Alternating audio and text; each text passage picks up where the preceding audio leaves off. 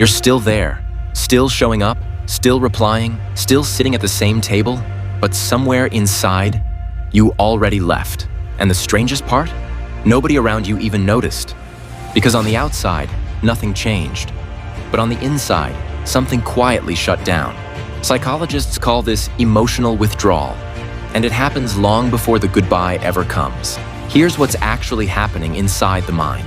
When a person experiences repeated disappointment in a relationship, a job, a friendship, the brain does something quietly brilliant.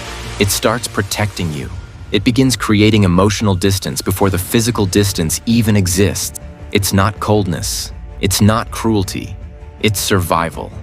Psychologists link this to a concept called pre-emptive detachment, where the mind emotionally exits a situation to shield itself from the pain of being the last one to let go. You've felt this before. Maybe it was a relationship where you kept showing up but stopped expecting anything real. Maybe it was a job where you did the work but stopped caring about the outcome. Maybe it was a friendship where you still answered the calls but something in you had already said goodbye. You weren't being fake.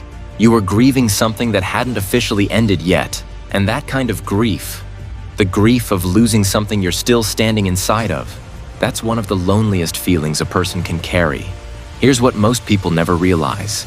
People who mentally leave first are rarely the ones who stopped caring. They're usually the ones who cared the most, who waited the longest, who gave chance after chance until one quiet day their mind said, enough, not with anger, not with a dramatic exit, just silence, a slow dimming, like a light that doesn't blow out. It just fades. And research in attachment psychology suggests that this pattern often begins in childhood. When a child learns that emotionally investing too deeply leads to pain, they develop the ability to leave internally while staying physically present. It becomes their armor, built young, carried into every room they've ever stood in. So if you recognize yourself here, if you've ever been fully present in a room while being completely gone inside it, understand this. Your mind wasn't betraying you. It was protecting you the only way it knew how. But at some point, the armor that saved you starts keeping out the things worth feeling. The question isn't why you leave before you leave. The question is, what would it take for you to finally stay? Not in the room, not at the table, but inside yourself, fully present, fully open, not waiting to disappear. If this felt like something you've lived, you're not broken.